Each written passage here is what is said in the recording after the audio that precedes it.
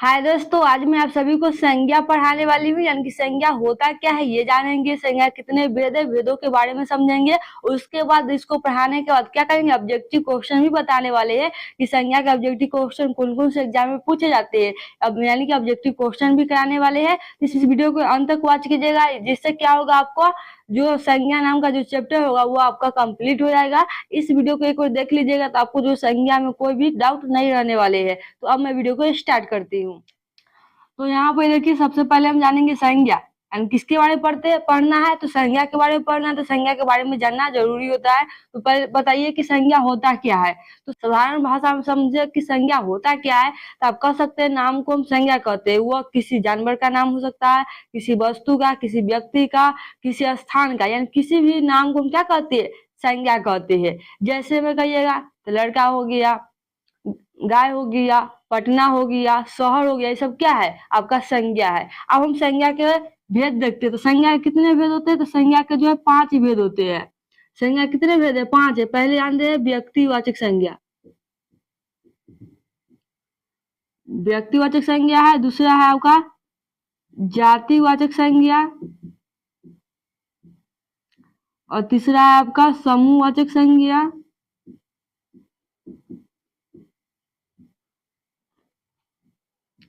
चौथा हो जाएगा आपका द्रव्यवाचक संज्ञा।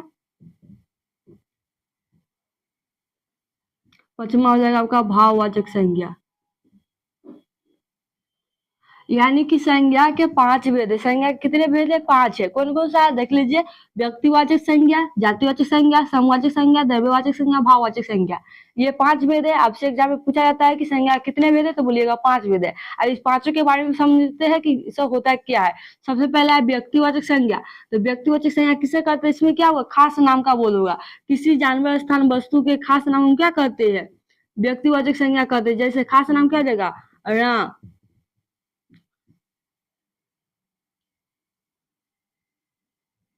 गंगा,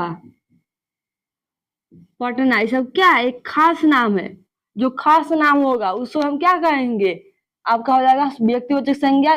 जिसमें खास नाम क्या क्या हो सकता है, आप सोच सकते हैं। खास नाम हो सकता है, व्यक्ति का नाम खास हो सकता है, वस्तु के नाम खास हो सकता है। ये सब क्या हो गया, आपका जो खास नाम होगा उसको हम व्यक्तिवाचक संज्ञा कहेंगे, जिसमें सिर्फ नाम का बोध होगा। किसका बोध होगा, नाम का।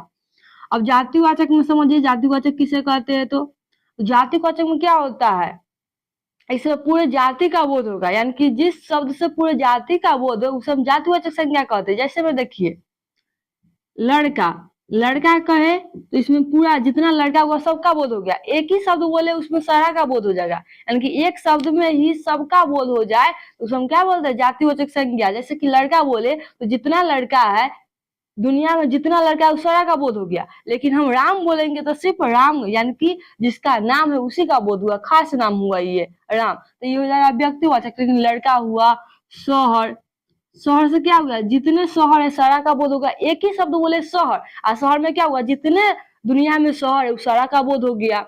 तो एक ही नाम से सारे का बोध हो जाए, यानी कि इसके शहर के पूरे जाति का बोध हो रहा है। ये सब क्या हो जाएगा, आपका जातिवाचक संज्ञा हो जाएगा। जैसे में कलम, कलम कहे तो एक ही कलम होता है। कलम कहे तो पूरा जाति का बोध हो गया। कलम में कौन सा, लाल पीला हरा कलम आता है।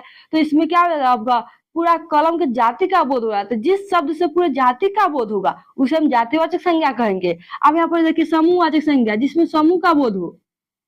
किसका बोध होगा, तो समूह का बोध होगा, उसको हम क्या कहेंगे, समूहवाचक संज्ञा। इसमें क्या होगा, पूरी जाति, पूरे जाति का बोध होगा। इसमें जाति का बोध होगा, जातिवाचक में जाति का बोध होगा, उसे जातिवाचक संज्ञा। समूहवाचक में समूह का बोध होगा। जिस शब्द से समूह का बोध है उसे हम क्या कहते हैं, समूहवाचक संज्ञा। जैसे भीड़, भीड़ क्या हुआ, समूहवाचक संज्ञा होगा। यानी कि जिस शब्द से समूह का बोध होगा उसे हम क्या कहेंगे, समूहवाचक संज्ञा। समझ गए होंगे आप। अब द्रव्यवाचक में क्या होता है, जिस शब्द से नापा तोड़ा, यानी कि जिस शब्द से नाप तोल का बोध होगा उसे हम क्या कहेंगे, द्रव्यवाचक संज्ञा। इसमें नाप तोल का बोध होगा। इसे किसका बोध होगा, तो नाप तोल का, नाप तोल का बोध होगा, उसे हम द्रव्यवाचक कहेंगे। जैसे में तेल हो जाएगा, दूध हो जाएगा, चावल हो जाएगा। जिसको आप नापते हैं, तोलते हैं, उस सारे क्या हो जाएगा, आपका द्रव्यवाचक संज्ञा हो जाएगा। भाववाचक में जिसको हम देख नहीं सकते, छू नहीं सकते, सिर्फ उसको हम महसूस कर सकते हैं, यानी भाववाचक में भाव का बोध होगा। जैसे में बुढ़ापा, अच्छाई, ईमानदारी, इसमें क्या रहेगा, भाव का बोध होगा।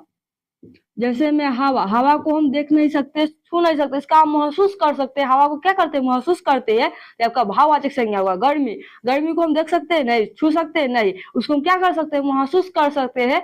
जिसको हम महसूस कर सकते हैं उसको सब क्या आ जाएगा, भाववाचक संज्ञा आ जाएगा। तो ये था आपका संज्ञा। संज्ञा किसे कहते हैं, नाम को संज्ञा कहते हैं। संज्ञा कितने भेद है, 5 भेद है, 5 के बारे में जाने।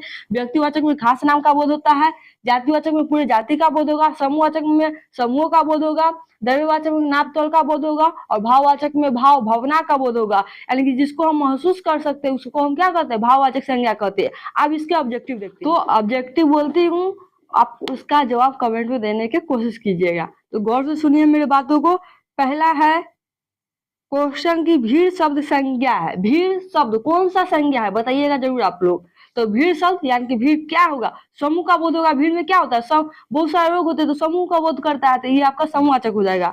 नेक्स्ट है आपका दक्षिण शब्द कौन सी संज्ञा होगा, दक्षिण। दक्षिण क्या है, दिशा का एक खास नाम है दक्षिण, तो ये आपका व्यक्तिवाचक संज्ञा में आ जाएगा। अब है क्वेश्चन है इसमें कि जिस शब्द से नाप तोल का बोध उसे क्या कौन सा संज्ञा कहते हैं, तो बोलिएगा द्रव्यवाचक संज्ञा कहते हैं। कृपनाता शब्द कौन सा संज्ञा है, कृपनाता शब्द कौन सा संज्ञा है, तो ये आपका भाववाचक संज्ञा हो जाएगा, याद कर लीजिएगा। भारतवर्ष कौन सा संज्ञा होगा, भारतवर्ष, तो वो भी आपका कौन सा संज्ञा हो जाएगा, भारतवर्ष, एक खास नाम का बोध कर रहा है, तो व्यक्तिवाचक हो जाएगा। कवि, कवि शब्द कौन सा संज्ञा है, कवि, यानी कि इसमें पूरे कवियों का बोध हो रहा है। कवि कहे तो इस शब्द से जो है पूरे कवि का बोध हो रहा है, यानी कि पूरे जाति का बोध हो रहा है, कवि जाति का बोध हो रहा है, तो ये आपका जातिवाचक हो जाएगा। झुंड, झुंड शब्द कौन सा संज्ञा है, तो झुंड यानी कि झुंड में बहुत सारे लोग होगा, तो उसको झुंड कहते हैं। झुंड में आपका समूहवाचक हो जाएगा, झुंड आपका समूहवाचक हो जाएगा। सोमवार, सोमवार किस संज्ञा है, सोमवार जो कौन सा संज्ञा है बताइए, तो सोमवार एक खास नाम है, तो ये आपका व्यक्तिवाचक हो जाएगा। लेकिन सप्ताह पूछेगा तो ये आपका क्या हो जाएगा, जातिवाचक। कलम शब्द कौन सा संज्ञा है, कलम, तो कलम आप बता सकते हैं कलम कौन सा संज्ञा है, तो कलम से पूरे जाति का बोध होगा, पूरे कलम जाति का बोध हो जाएगा, तो जातिवाचक संज्ञा हो जाएगा। इस तरीके से बहुत सारे ऑब्जेक्टिव क्वेश्चन होंगे जो आप अपने बुक से लगा सकते हैं। तो इस वीडियो को अगर देख लिए होंगे तो आपसे 100% गारंटी दे सकती हूँ कि आपसे जो है संज्ञा के संबंधित जितने ऑब्जेक्टिव क्वेश्चन होगा उसको आप खुद से बना सकते हैं। तो यदि मेरे वीडियो अच्छे लगे तो वीडियो को लाइक कीजिए, शेयर कीजिए। Thanks for watching.